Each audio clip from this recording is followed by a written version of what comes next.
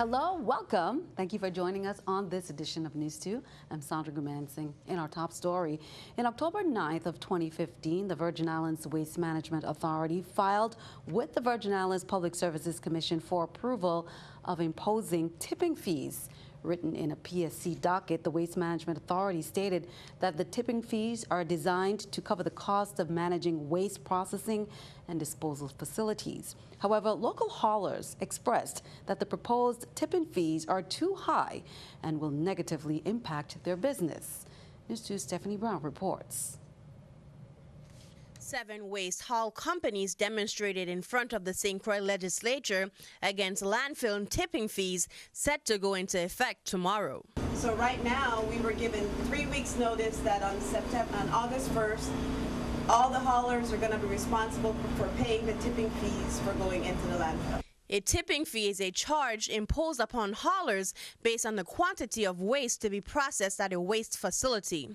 Waste haulers implored that the new tipping fees add additional costs to construction sites, resorts, and grocery stores, who will in turn share the costs to consumers. So if you look for bread, it's what it is now, it's going to be more. A lot more. If he has to pay $3,800 to empty his garbage, he's going to increase something in the store, some things or everything. Tipping fees both nationally and internationally is common practice. The national average cost of tipping fees for household and business waste, as well as construction debris, is between $40 to $49 a ton. They're saying that they get stateside prices, and this is what they're charging in the states. States economy got millions of people there way better than we. We know we're struggling here in St. Croix. As of now, the Virgin Islands Waste Management Authority is utilizing computerized weighing systems to calculate tipping fees, unlike in St. Thomas. The advantage right now that St. Thomas have, the economy is much better than ours, which is good, but they don't have to pay by the ton. They have a flat rate that they could charge their customers. The St. Croix haulers aren't protesting the tipping fees. Rather, they stated they are advocating for consistent pricing. Please give us a chance or come up with a good plan. A flat rate is what we want, a flat, easy rate. For News 2, I'm Stephanie Shalana Brown. The Waste Management Authority anticipates that the true tipping fees they will collect 65% of its operational costs, and the remaining 35% will be allotted through the government of the VI. We'll turn it to the Senate. The Committee on Economic Development and Agriculture, chaired by Senator Neville James, held a meeting at the Capitol building to vote and approve amendments to Bill number 32-0136 as it relates to the Hotel Development Act, and Bill number 32-0137 as it pertains to the Tax Incremental Financing Act. The intent of the amendments of the bill seeks to harmonize the Hotel Development Act and the Tax Incremental Financing Act by allowing both statutes to collaborate for the development of hotels and infrastructures in the USVI. Senator Kurt Violet, sponsor of both bills, stated that the amendments to the existing bills are crucial to building the economy. He said these amendments are designed to lure investors to the territory and build new hotels on St. Thomas and St. Croix. At this point, St. Croix, he says, is in dire need of the development of a major hotel and is also necessary to rebrand our tourism product on St. Thomas. One of the revenue-generating projects that will be positively impacted by the bills is the development of Water Island. The Water Island Development Company, LLC, will develop a hotel, marina, veterans, and mixed-income housing, roads, underground utilities, a wastewater treatment plant, and other infrastructure on Water Island. Ultimately, lawmakers unanimously voted favorably for both measures. All bills approved will be forwarded to the Committee on Rules and Judiciary for further consideration. Pedro Williams and Daniel Press, the attorneys representing Kevin Rodriguez, Tito Morales, Edgar Baker Phillips, and Glenn Smith of the St. Thomas St. John District Democratic Party, provided post-trial arguments in district court contending that the qualifications former Senator-elect Kevin Rodriguez was not fairly presided on by members of the 32nd Legislature. Kai Walker, who is representing the 32nd Legislature, has contended in court that Rodriguez was rejected from taking seat because his residency factors and not his filing. for bankruptcy. Currently, this lawsuit has not received a judgment. Count on to keep you updated.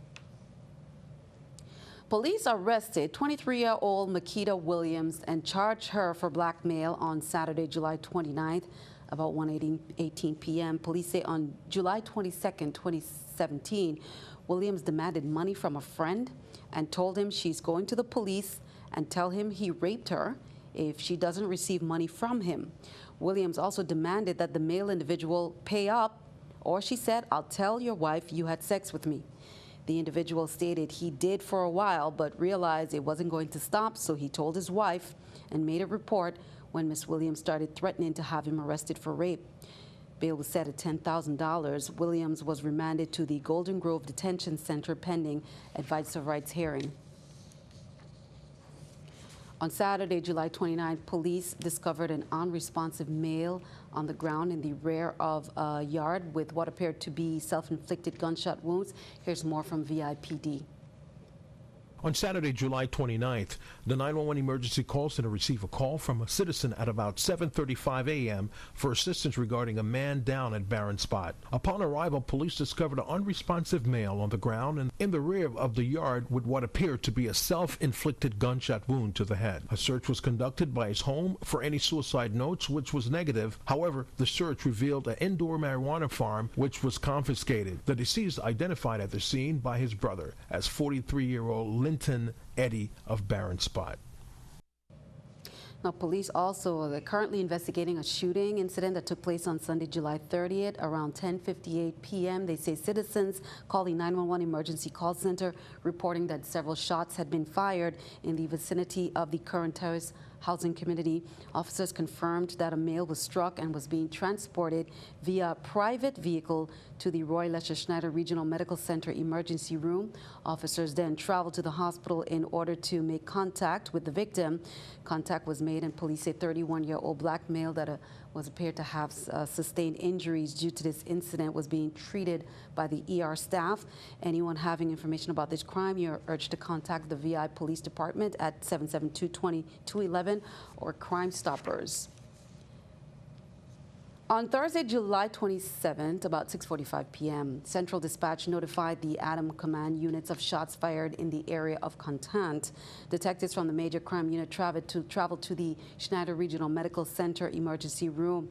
Detectives made contact with a male victim who appeared to have been struck multiple times about his body, and he was being treated for said wounds.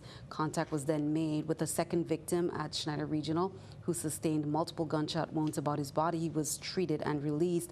This case is presently under investigation by the Criminal Investigation Bureau. Again, you're urged to call 340-774-2211. You can also contact 911, Crime Stoppers USVI at 1-800-222-TIPS.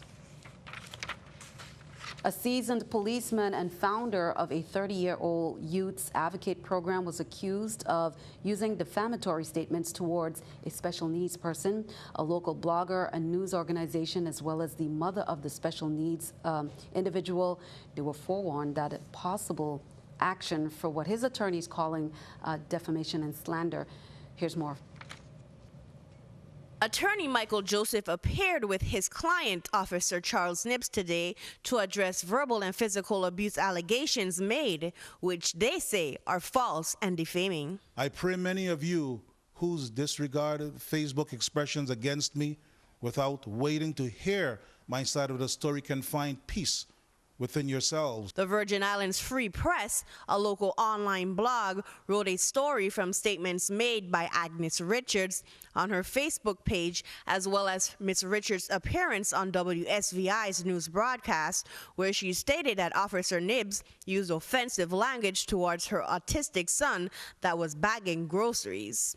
Apparently my son bagged his items not the way he wanted him to. The Virgin Islands Free Press displayed a photo taken over 15 years ago with Officer Nibbs in uniform. However, Officer Nibbs stated that he was not on duty on the date of the incident. July 11th, 2017 at approximately 12:45 p.m., while off duty, wearing plain clothes with no police written bold unseen, I entered Stop and Shop supermarket at 52D Estate, Hannah's Rest, Fredericksted, St. Croix, VI, to purchase 8 gallons of waters and a case of Sprite. Officer Nibbs did attest that he was not pleased with the way the bottled water was being bagged by Sean, Miss Agnes Richards' son. However, according to Officer Nibbs, he demonstrated to Sean how he would like his water bottles to be bagged. And Officer Nibbs went on to shout at my son. So I turned to him and I explained to him that he was dealing with an individual who had autism. He told me, well, maybe he should wear a sign so that he would know that my son was disabled, which I think was just over the top. Further, Mr. Nibbs claims that Miss Richards was the one who was rude and her accusations against him are false. Stuff. Imagine, she's saying that she was so outraged, lied on me, said how I told her son he should wear a sign saying he's autistic. But yet, this artistic son of hers, this lovely young man, carted my groceries out to our private vehicle. No mother or even a father would want anyone to have any contact with their child if, in fact, their child is autistic, retarded, or otherwise, and take the person's groceries out to their car. Miss Richards has taken further action. I filed a complaint with Internal Affairs, and I have to wait on that. Glenn Drake, the VIPD public relations officer, confirmed that an internal investigation in this matter is being conducted. I demand an apology, one, from him publicly to my son. Let me say from a legal standpoint, everyone that assumed the truth of that lie and responded to that lie with further character assassination of Mr. Nibbs could be held personally liable. Officer Nibbs affirmed that through his organization, Love Kids, he has been able to advocate for children and the disabled for over 30 years. Having raised funds for critical medical needs of children, handicapped children, artistic children, and hosting our annual Christmas gift distributions for the nursery and the Dr. Randall N. James Pediatric Ward of the Governor Wang F. Louis Hospital. Love Kids stands proud for the continued support of our sponsors in the community, hard work we do to save children from injury and death. For News 2, I'm Stephanie Shalana Brown. During the press conference, Charles Nibb expounded on the turbulent relationship he has had with the Virgin Islands Free Press founder, dating back to the 80s, he said. Well, according to information released by the Virgin Islands Police Department, 28-year-old Kaleem McFarland of Estate Glen died on the scene as a result of a vehicular accident at the Montbijou traffic light intersection. In a preliminary investigation, along with statements from witnesses, the VIPD Traffic Division found that McFarland was driving a green Chevy Cavalier, ran a stoplight, and collided with a white Toyota Cavalier. McFarland's green Cavalier reportedly spun out of control and wrapped around a traffic light pole. The female driving the white Cavalier did not receive any life-threatening injuries. This case is still open pending further investigation and an autopsy. Police say on July 27th at approximately 7:30 p.m., 18-year-old Akeem Javois was arrested and charged for unlawful sexual contact first degree. On July 24th, a citizen called 911 on behalf of a female victim who stated that Javois inappropriately touched her without her permission in the genital area. He was positively identified by the victim. He was booked, processed, and transported to the Golden Grove Detention Center pending advice of rights hearing. Bail was set at $10,000. Keeping our eye on the economy, let's take a look at the numbers there at the Stock Market Watch at the New York Stock Exchange. According to the numbers, the Dow down 60, NASDAQ and S&P. The Dow up, rather, NASDAQ and S&P down. Coming up on News 2, USVI Hotel and Tourism Association, they held an awards ceremony. We'll have some highlights from our standout graduates.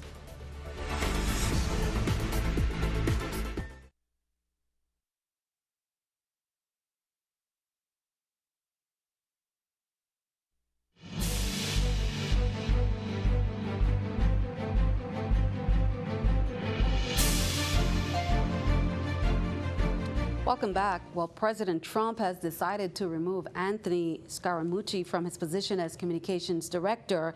His abrupt removal comes just 10 days after he was hired to replace former press secretary Sean Spicer.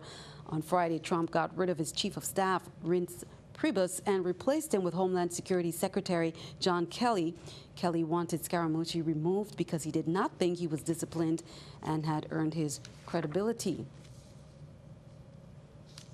Federal highway funds have paid for some road reflectors, a shipping container full, estimated about $40,000, according to Public Works, that will help guide drivers in the dark, especially in times of power outages like the one we experienced last week. You can see them day or night. Public Works crews were to begin working Thursday night to install the reflector on the road leading to the Cyril E. King Airport. The reflectors are attached to the center and edge of the road using heated epoxy. They say they are very sturdy and should last for years. According to the Department of Public Works officials, residents are urged to give input and opinions on the installation of these road reflectors that will be widespread across the territory. You can call 340-776-4844. VI Fire Services say at 4:48 a.m. on Friday, July 28th, both units from the Hotel Company Fire Station responded to a brush fire on Hassel Island with the assistance of personnel from DPNR and a local resident. Fire service personnel, along with police personnel, they arrived on the scene with the necessary equipment. Firefighters found a pile of rubbish and surrounding brush ablaze. They say they quickly commenced firefighting operations and proceeded to extinguish that fire. Once the fire was extinguished, fire personnel conducted salvage and overhaul operations, which included searching the scene for signs of hidden fires and hotspots. While doing so, they found a small container of accelerant in close proximity to the fire. Fire service investigative personnel were ordered to the scene. After conducting a safety inspection on the scene, all fire personnel returned to their duty station at 6:15 a.m. This fire remains under investigation by the Arson Investigation and Prevention Unit. Well, kudos to our young people. The USVI Hotel and Tourism Association, they held an awards ceremony and luncheon last Friday to recognize the students and members who participated in their annual summer employment program. Students were employed with several USVI HTA members who offered to host the students and teach them the valuable skills required to be a part of the territory's most important industries. Friends, family, and supporters were on hand to congratulate the students. This summer employment program was started about, I want to say like 15 years ago, and it was designed to get students integrated into the hospitality industry. We wanted a program that was set for students to be able to learn the different areas of the industry, from the hotels to the activities and attractions and all the different components of hospitality. So the program was started, and we partnered initially with the senators to have students come in through them, and then we expanded into WICO and eventually Department of Labor. So that's where we get our students from to be a part of the program. I would like to see this program continue to grow. Maybe extend the program past the 6 weeks, maybe do 8 weeks, 10 weeks, anything to keep the students engaged, keep them involved. A lot of them were not aware of the different career opportunities in the hospitality industry, and so some of them have even decided to shift their majors a little bit, which we like. And so some of them have also put in the hospitality industry as a point of interest for their studies at university. So I'm glad that we have this program. I want it to continue to grow. I want to increase participation from our senators and maybe even get more partnerships from the community. My involvement with this wonderful program with the Hotel Association and Tourism is purely as a new senator to hire some young individuals, young men and young women, even though they're boys and girls at this time, for them to excel in our community. I had the privilege of just popping up on some of my the two individuals that I hired at the hotel and received great reviews of them. So I'm very much proud of Ms. Irie Rivera and Mr. Anthony Brown. Very much proud of the entire program that the Hotel Association and Tourism put on. Congratulations to our graduates there. Well, VIA is working in conjunction with TS Promotions on St. Croix for a back-to-school event. Put that on your calendar, August 19th. VIA and TS Entertainment, they're presenting Tools for Schools Giveaway 2017. That's Saturday, August 19th. Again, location Barron Spot Village Mall from 1 to 5 p.m. Hosted by MC Bogle. Vire-sponsored 300 backpacks that will be given away, laptop giveaways, a chance to win free internet for 3 months, new and existing customers, coupons for free haircuts, free Crucian ice, free school supplies, school uniform raffle, free face painting, costumed characters. Parents must be present with children to receive supplies and prizes, 1 free backpack per child. Again, be sure to mark it on the calendar, August 19th, 2017. Well, also mark this on the calendar. August is National Immunization Awareness Month, and we have partnered up with the VI Department of Health Immunization Program for community education activities to include providing vaccine information, vaccine education for all ages. Tune in on Wednesday, this Wednesday, and every week during the month of August for information you need to know, including what is recommended for pregnant women, babies and young children, preteen, and adults. Well, the USVI Department of Health officially launched its Be Smoke-Free Tobacco campaign with the posting of billboards in select areas on St. Croix, Hannah's Rest, Villa Lorraine, and Sunny Isles Shopping Center. The campaign serves to alert residents and visitors of the dangers of smoking in association with one's health and the dangers of secondhand smoke, especially its impact on children's health, they say. The Smoke-Free campaign incorporates video PSAs that will be aired on television and during the previews at the movie theaters in both districts, radio PSAs, billboards placed throughout the territory, and promotions on social media. The goals of the campaign, they say, is to discourage tobacco use among smokers, eliminate exposure to secondhand smoke, increase awareness of the dangers of tobacco use, and to bring awareness to the smoke-free law. Here's more. Act 7171 was passed in 2010 to promote a smoke-free environment. The smoke-free law requires businesses to post no smoking signs in their establishments in which smoking is prohibited within 20 feet of any establishment's entrance, exit, window, ventilation system, or other openings of any public place and place of employment. The law also speaks to no smoking within 20 feet of all outdoor public transportation stations, outdoor service or waiting lines, for example, food vans. Smoking, though, is allowed in private homes, private clubs, retail tobacco stores, for example. Okay, we'll share a little more about that campaign. Well, the American Cancer Society, USVI, they're extending their deepest gratitude to residents, businesses, organizations, and government agencies for their participation, they say, and support of its 2 Relay for Life events that were recently held on May 20th to the 21st at Canagator Ballpark, St. Croix, and on June 24th to the 25th at the Adelita Cancrine Junior High School on St. Thomas. They say to date, the 2 events have netted $183,000. The single largest sponsor was Lime Tree Bay Terminals on St. Croix with $20,000. St. Croix fielded 35 fundraising teams, 17 of which have already met or exceeded their team goal of $1,650. St. Thomas fielded 38 fundraising teams, 25 of which have met or exceeded their team goal of $1,650. Special mention, they say, must be made of the following teams, of who raised over $5,000: Superheroes Against Cancer, Lime Tree Bay Terminals and Sunshine Team, St. Croix, and Total Fitness, and Yaya Sisters, Rising Phoenix on St. Thomas. Relay for Life is the biggest fundraiser for ACS this year. ACF USVI, they have experienced an even greater demand for direct financial assistance. As such, the society is urging Relay for Life teams who have not yet met goal to complete and turn in their funds by no later than August of 2017. So you have the whole month. Be sure to stick around. Your News 2 AccuWeather forecast is coming up next.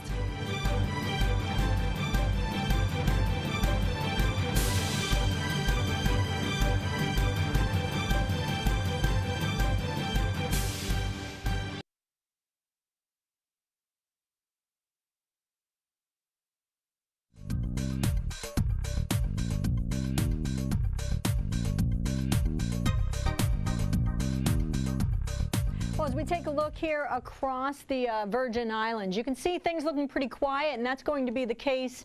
There's only just a spotty shower around for tonight into tomorrow, but we do have a wave, not a strong wave, but there's a wave that will approach the area for late Tuesday, Wednesday, and that could bring an uptick in some of the shower activity. So as you can see here, not much showing up with our satellite estimated radar. Again, if anything, maybe just a spotty shower around. Tonight, most locations just partly cloudy skies, a temperature of 81 degrees. And in St. John's tomorrow, partly sunny, 91 degrees for your daytime high. St. Thomas is 91 as well with a partly sunny sky. And into St. Croix, partly sunny. Again, just can't rule out a chance for only a brief spotty shower with a temperature of 92. The marine forecast, waves are 4 to 6 feet on the Atlantic side with winds out of the east at 15 to 20 knots. So we have some pretty brisk winds here, and waves on the Caribbean side as well, 4 to 6 feet with easterly winds of 15 to 20 knots. Looking at your forecast, as I mentioned, late Tuesday into Wednesday, we'll see the chance for a little bit of an uptick in showers with a wave, and that will be Wednesday. Thursday, a couple of brief showers in the forecast as well. Your high temperature on Wednesday is at 90 degrees, 90 also on Thursday with a few of those brief showers. Only a spotty shower or two around for Friday, partly sunny with a high of 90, and then only a spotty shower on Saturday with a partly sunny sky and a high temperature of 89 degrees. Sandy? Thank you. Time for our News 2 weather picture by Tavian Morton of Great Minds Summer Learning Academy. And Tavian is reminding us about the, the showers and hurricane season and everything. Dark clouds every now and then. But thanks for that picture. We will be sure to keep it right here on News 2 for the updates. Send us your News 2 weather picture to the address on the screen and tune in to see it. That is all for now. We'd like to thank you for joining us for all the latest. I'm Sandra Guman saying have a wonderful evening.